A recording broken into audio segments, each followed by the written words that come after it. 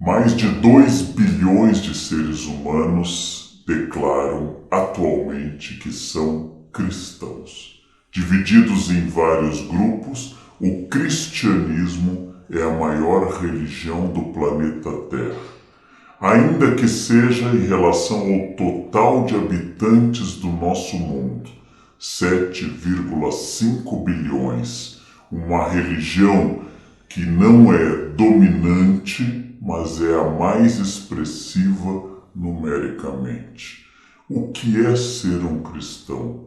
Qual a importância dessa figura? Jesus de Nazaré? Jesus de fato é Deus ou simplesmente um profeta, o Filho de Deus, ou um Messias que trouxe as questões mais importantes para o cristianismo? Qual a diferença entre Jesus e o Cristo? Quais são as divisões da religião cristã? O que é que une a maioria dos cristãos? O que separa? Afinal, qual é a ideia fundamental do cristianismo?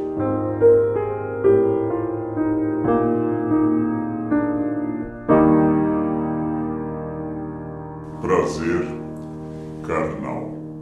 No terceiro vídeo sobre religiões, nós começamos definindo no primeiro vídeo o campo das religiões, falamos de judaísmo no segundo vídeo e agora trataremos da religião dominante numericamente em relação às outras religiões, que é o cristianismo. Naturalmente, a simples expressão cristianismo já remete a Cristo. Cristo é um título teológico. Cristo é uma expressão grega. Jesus de Nazaré, o homem histórico que viveu na Palestina romana do século I, nunca se intitulou de fato ou foi conhecido de fato, foi dominante a ideia de Cristo. Essa é uma expressão um pouco posterior. Para alguns, não foi Jesus de Nazaré, o homem, ou Cristo, o ser divino, que teriam fundado o próprio cristianismo.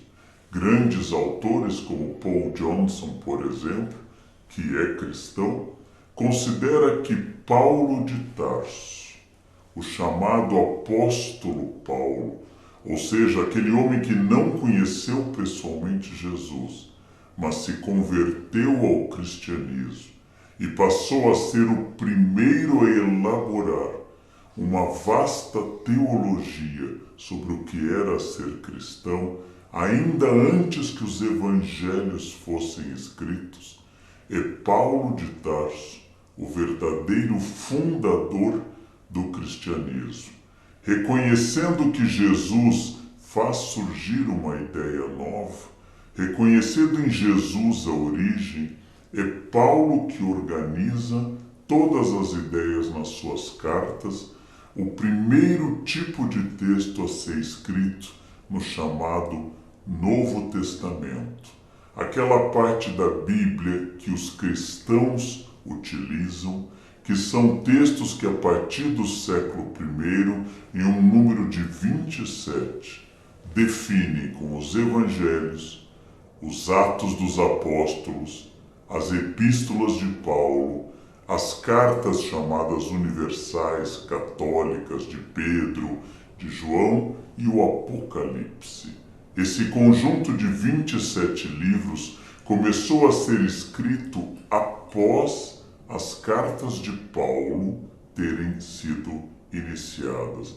Ou seja, o primeiro evangelho, que é o de Marcos, o segundo hoje na sequência oficial, foi escrito antes da destruição de Jerusalém no ano 70. O Evangelho de Marcos, escrito por volta do ano 64 e certamente antes do ano 70 do primeiro século da nossa era cristã, ele ainda não tinha sido registrado quando Paulo já tinha escrito que o amor deveria superar a lei que o cristão não era apenas um judeu ou um grupo dentro do judaísmo, mas um novo homem, que o essencial era o amor dessa boa nova que depois nós chamaremos de Evangelho. Paulo de Tarso, ao falar de uma religião universal e não apenas para o povo escolhido, ou seja, para os judeus, de uma religião que incluísse aos gentios, expressão religiosa para aqueles que não nasceram dentro da lei mosaica, uma religião que englobasse todas as pessoas que professassem a crença em Jesus e aceitassem a Jesus como Salvador e aceitassem o fato em que Paulo tanto acreditava, a ressurreição de Jesus. Essas pessoas todas, independente da origem, independente do gênero, de serem escravas ou não, judias ou gentios, seriam cristãs. Essas pessoas pertenciam a uma religião agora missionária, uma religião que pretendia a expansão, uma religião que queria ir por todo o Império Romano e por todas as áreas, para todas as pessoas sem distinção. Como é dito no Atos dos Apóstolos, como é repetido por Paulo, como acontece muitas vezes no Novo Testamento, já não há mais judeu ou grego, já não há mais homem ou mulher, já não há mais distinção, pois todos são um, especificamente um novo homem, uma nova mulher em Cristo Jesus. Assim nós introduzimos essa religião extraordinariamente presente no planeta, fundamental para entender a história do mundo, que é o cristianismo.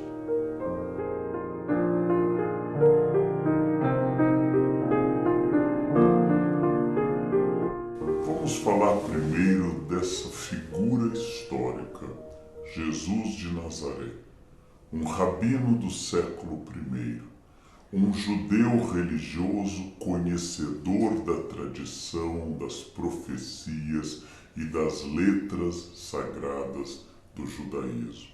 Um homem criado dentro dessa tradição judaica, nessa província romana com um governo paralelo de Herodes. Um homem que, segundo os evangelhos, foi filho de José e de Maria. Maria que concebeu a esse homem na narrativa dos evangelhos através da força do Espírito Santo e tendo como protetor a seu marido José, um carpinteiro. No século XIX era comum as pessoas dizerem que Jesus na verdade nunca existiu, que havia sido uma invenção, que havia sido uma criação.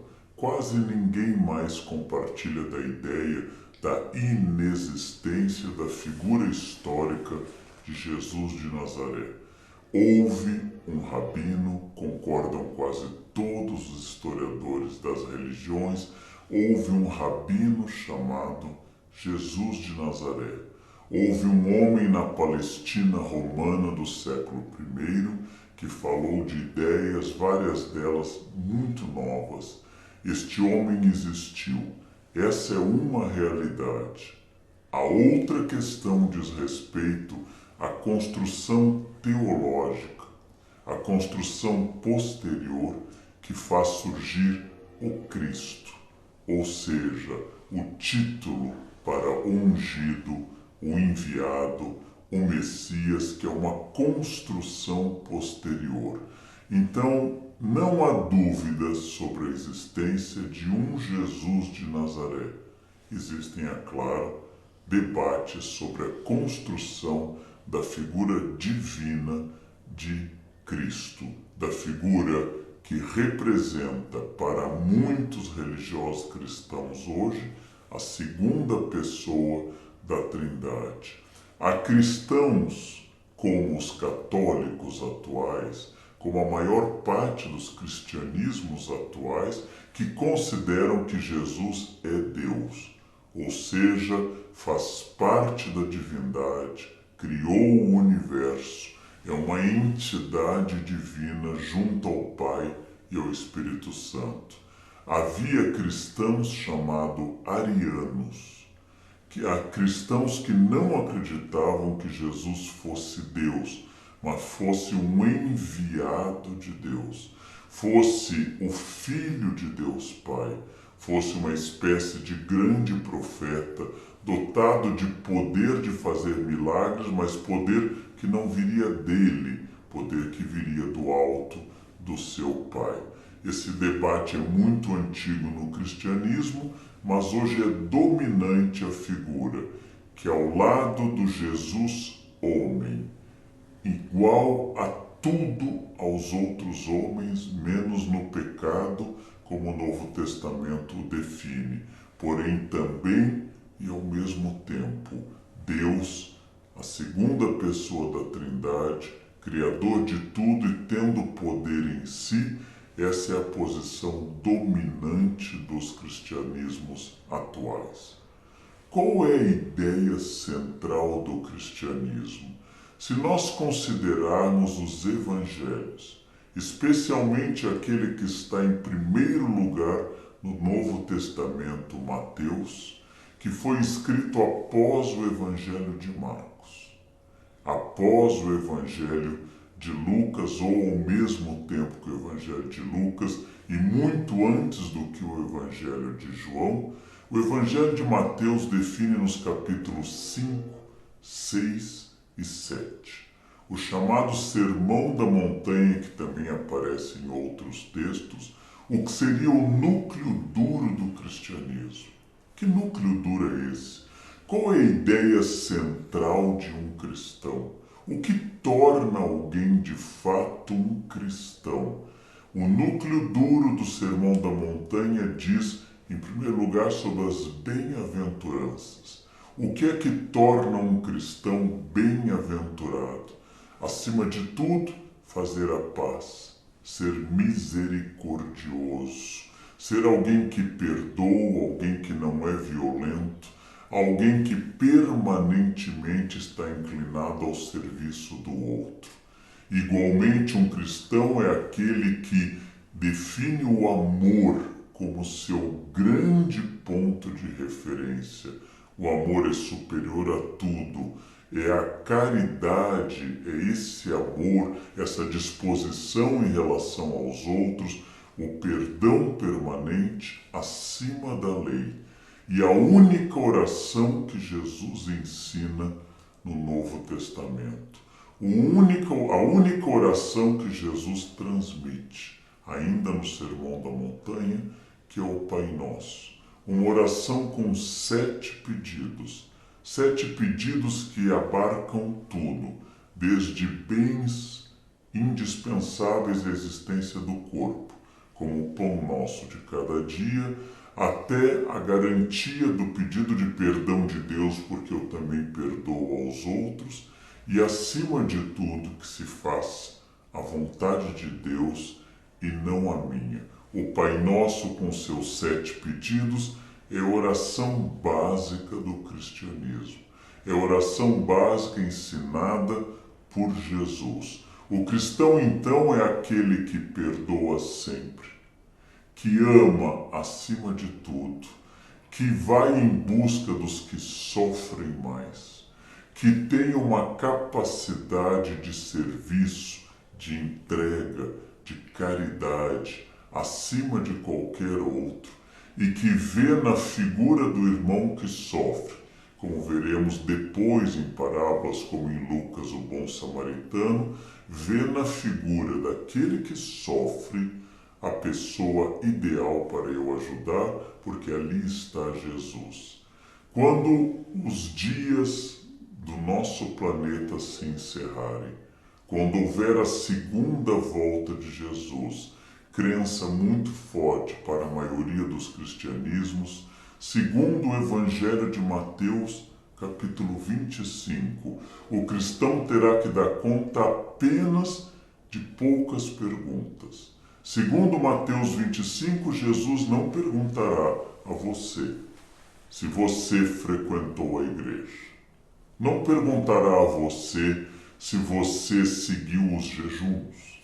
Não perguntará a você se você estudou a Bíblia com frequência. Não perguntará a você se você conheceu os dogmas ou fez peregrinações. Perguntará exclusivamente, apenas sobre a caridade. Você amparou aos doentes? Você visitou aquele que estava preso? Se você praticou a caridade, segundo Mateus 25, você estará entre os eleitos, os salvos no fim dos tempos. E aqueles que não praticaram a caridade estarão entre os condenados, aqueles que serão levados para a danação eterna. Então, o centro do cristianismo, definido pelo Sermão da Montanha já citado, e definido pela cena do juízo final de Mateus 25, é a ênfase na caridade, no perdão permanente, naquela busca que o Jesus dos Evangelhos fez a todo instante. Não procurou os homens de bem, não procurou as pessoas que frequentavam o templo, não foi atrás daqueles que se diziam verdadeiros religiosos. Procurou as prostitutas, os publicanos, como o próprio Mateus, cobrador de impostos, que viria a ser seu discípulo. Procurou homens odiados pela sociedade, como Zaqueu. Procurou até curar a filha de um centurião romano, ou seja, um inimigo, um invasor daquela região. Foi em busca daquelas pessoas, leprosos, dos pobres, dos cegos, dos coxos, de todos aqueles que precisavam de ajuda, e criticou duramente aqueles que batiam no peito, como os fariseus, e se anunciavam como os verdadeiros representantes de Deus na terra. Aqueles que se apresentavam como cumpridores de todas as regras e pagavam o dízimo mais elementar, mas não tinham conhecido a graça, a força e o amor de Deus no coração. Sobre esses que se consideram pessoas de bem, mas ignoram a caridade, Jesus foi duríssimo.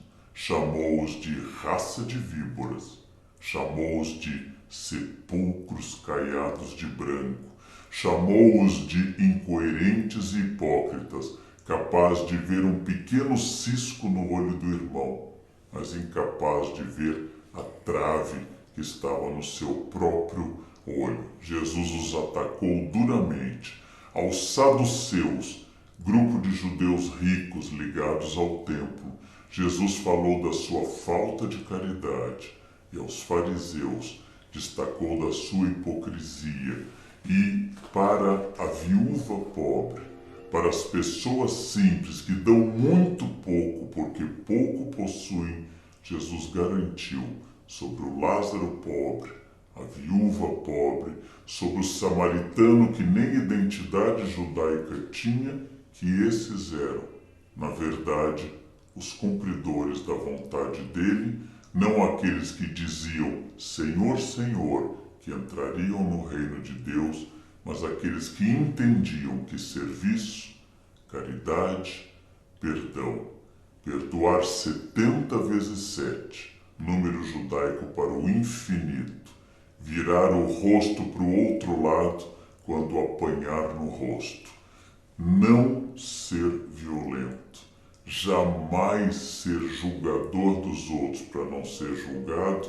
Esse seria o perfil essencial do cristianismo contido nos evangelhos.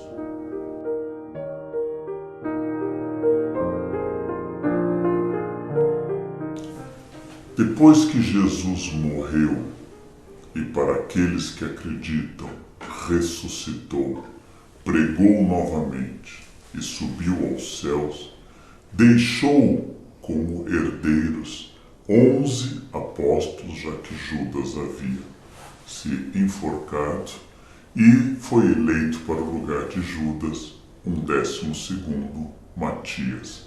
Esses apóstolos, palavra que quer dizer enviados, sem ter nenhum texto escrito, esses apóstolos iam para os lugares falar de uma boa nova, um evangelho, uma expressão nova para a descoberta de que existe um Deus que ama a todos, que não aceita distinção entre as pessoas, que fala da caridade, que nos salvou e que vai nos reencontrar após a morte, levando para o céu aquelas pessoas de fé.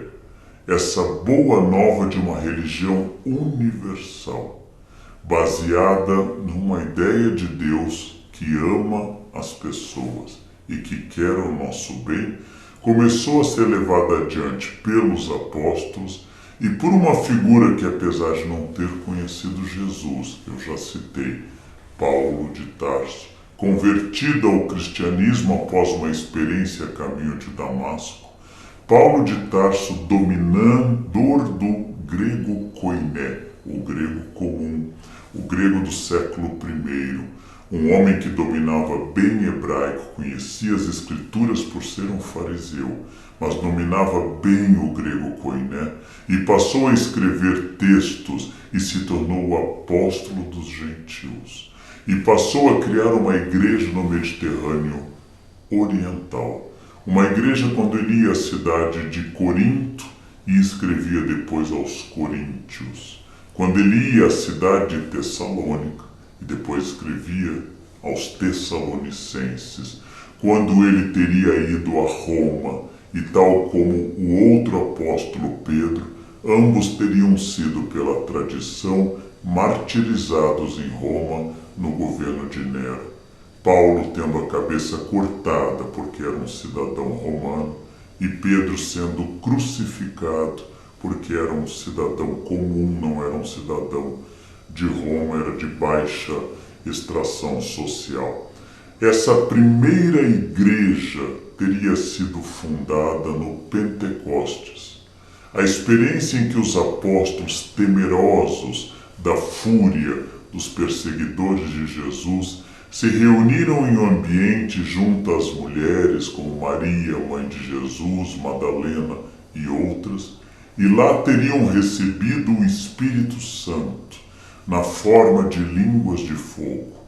E aqueles apóstolos tímidos, aqueles apóstolos cheios de dúvida, aqueles apóstolos que tinham tido problemas, Pedro renunciou a Jesus, Tomé duvidou da sua ressurreição, Pedro 3 vezes negou que tivesse conhecido o Cristo, eles são tomados de uma força enorme, passam a falar uma língua que todos entendem, e assim é pelo Espírito Santo que na crença dos cristãos funda-se a igreja, a sucessora de Jesus, aquela que deveria levar a mensagem de Jesus adiante.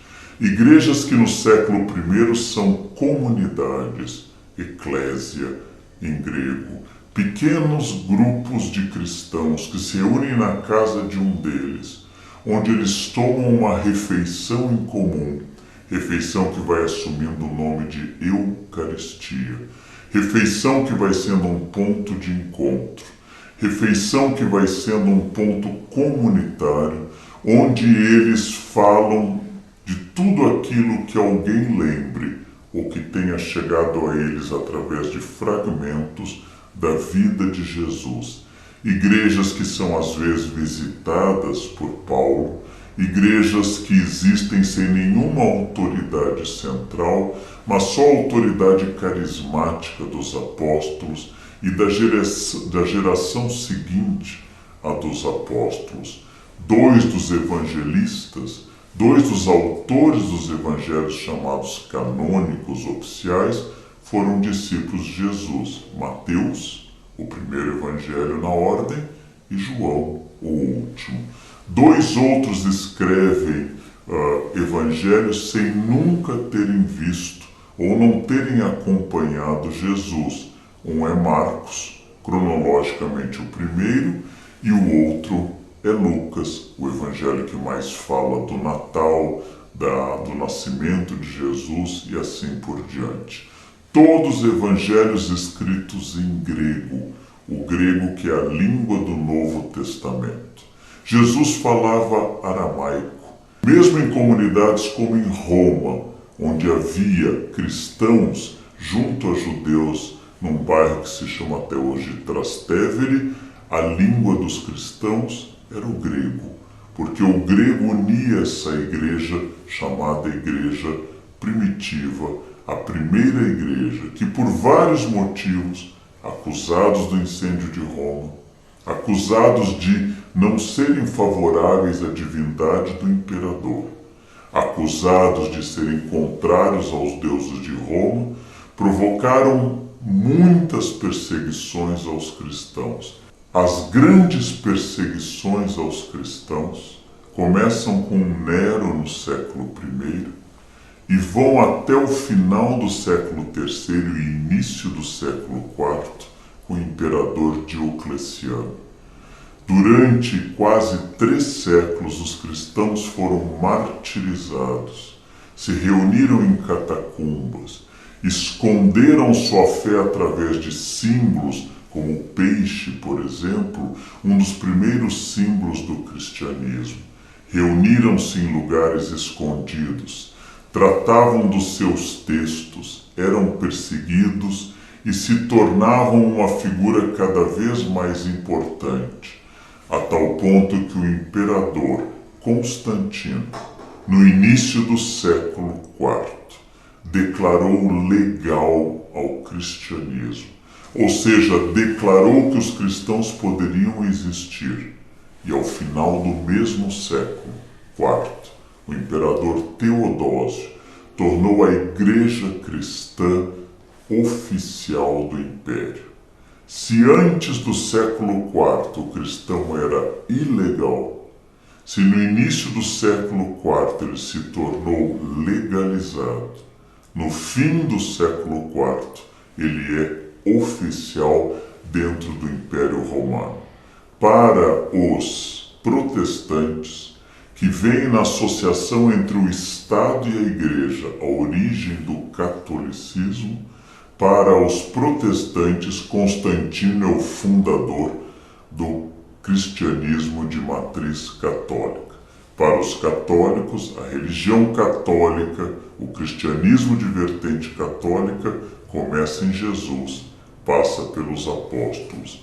Os católicos acreditam que desde o chefe dos apóstolos, o príncipe dos apóstolos Pedro, que teria sido tornado o primeiro papa, ou seja, o primeiro homem a organizar a autoridade dentro da igreja primitiva, até o papa atual, nessa sequência de homens eleitos para governar a igreja, nós temos a origem do catolicismo. Para os protestantes, é com Constantino que isso começa. Todos os cristãos têm em comum os 4 evangelhos: Mateus, Marcos, Lucas e João. Têm em comum um livro histórico, o 5º livro do Novo Testamento, o Atos dos Apóstolos.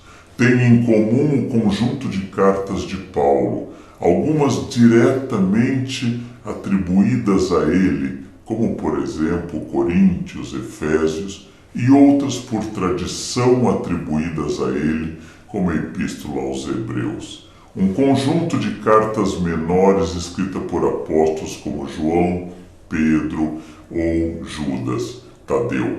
E por fim, o Apocalipse, o 27º livro do Novo Testamento, atribuído ao apóstolo João, que teria narrado uma questão relativa ao fim dos tempos, uma questão relativa à segunda volta de Jesus e à aprovação dos cristãos nesse momento final. Esse corpo de livros é essencial para todos os cristãos. Esse corpo de livros, originalmente em grego, depois traduzido para as línguas europeias, é essencial para a crença dos cristãos. No início, apenas cristãos. No início apenas cristãos, no século I, alguns que ainda seguiam a lei judaica, faziam circuncisão, cumpriam o código de pureza chamado kasher quanto a alimentos, tinham uma prática cristã, porém ligados ainda ao judaísmo, e um grupo de cristãos ligados ao mundo grego, ao mundo que Paulo frequentava, que não seguiam a lei judaica. Após a destruição de Jerusalém no ano 70, após a rebelião dos judeus ter sido arrasada pelos romanos, o grupo de cristãos gregos ficou dominante e o grupo judaico foi sendo absorvido ou extinto nessa tradição. Nos séculos seguintes, o cristianismo dominante é aquele que vai ter no bispo de Roma, cada vez mais importante, o centro da sua atenção. Durante séculos, um só cristianismo, dentro do qual a autoridade do bispo de Roma ia crescendo. A partir do século XI da nossa era, uma briga entre o patriarca de Constantinopla de tradição grega e do bispo de Roma de tradição latina fez surgir duas igrejas separadas. A Igreja Católica Apostólica Romana, aquela igreja que usa o latim como língua oficial, que segue o bispo de Roma, se separa da Igreja Grega Ortodoxa, aquela que segue o patriarca de Constantinopla. Surgem católicos, palavra que quer dizer universais, e surgem ortodoxos, palavra que quer dizer opinião correta. A partir do século XI temos duas igrejas cristãs. A partir do século XVI temos cristãos reformados, temos cristãos ortodoxos e temos cristãos católicos. A partir do século XVI, XVII e XVIII os grupos vão se ampliando.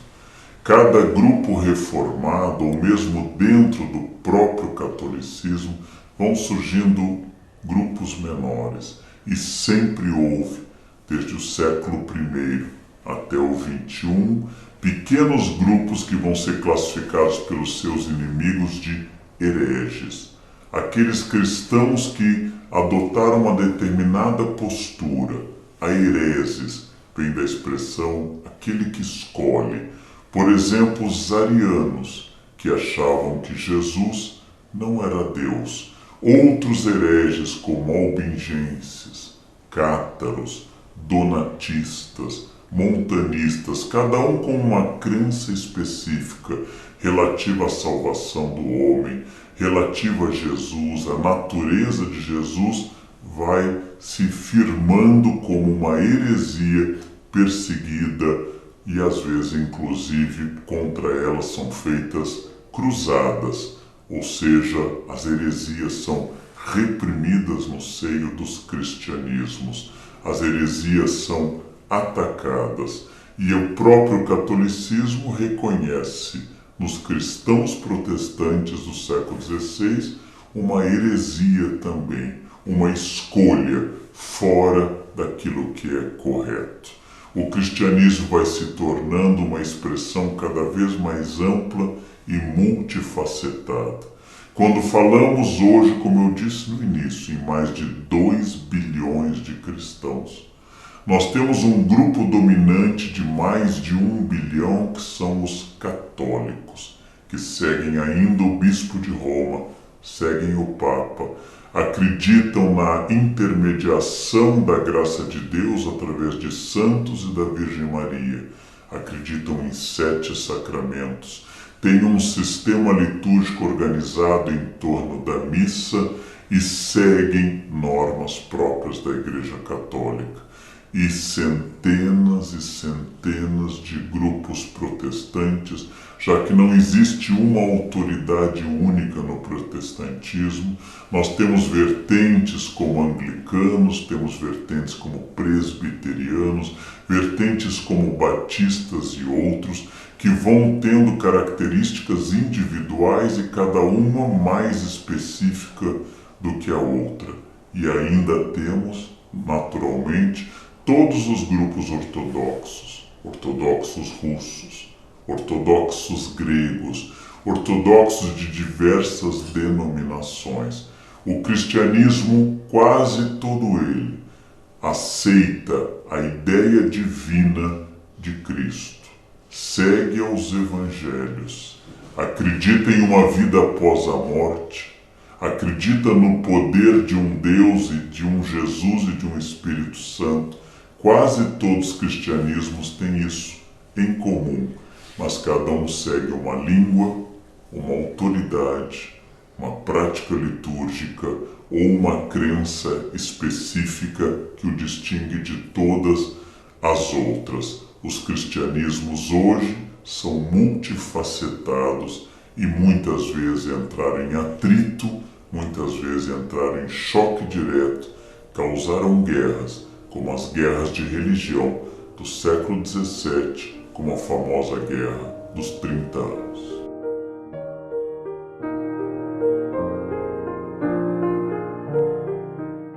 Para saber mais sobre o cristianismo, a primeira coisa que você tem que fazer é ler suas fontes. Leia o Novo Testamento, leia os Evangelhos em particular, leia as cartas de Paulo, depois leia os teólogos fundamentais do cristianismo, como Agostinho, por exemplo. A partir disso, leia histórias do cristianismo, de preferência de várias vertentes. Uma história do cristianismo escrita por um católico, uma história do cristianismo escrita por um protestante, para comparar as visões.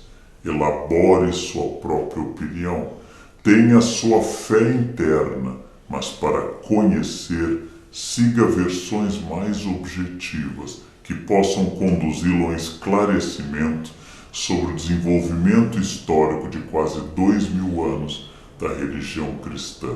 Religião que nós vimos pode se considerar fundada por Paulo de Tarso, para alguns especialistas, que se refere a Jesus como personagem e sua construção teológica, que é o Cristo, que foi perseguido pelos romanos, se torna vitoriosa e oficial na Idade Média, se divide no século XI entre ortodoxos e católicos, se divide no século XVI entre católicos e protestantes históricos e continua sua divisão até os dias de hoje, que é fundamental para entender a história, que é decisivo para interpretar a cultura e que se torna um elemento mais importante, provavelmente, para que consigamos acompanhar a história do Ocidente. Foi um prazer.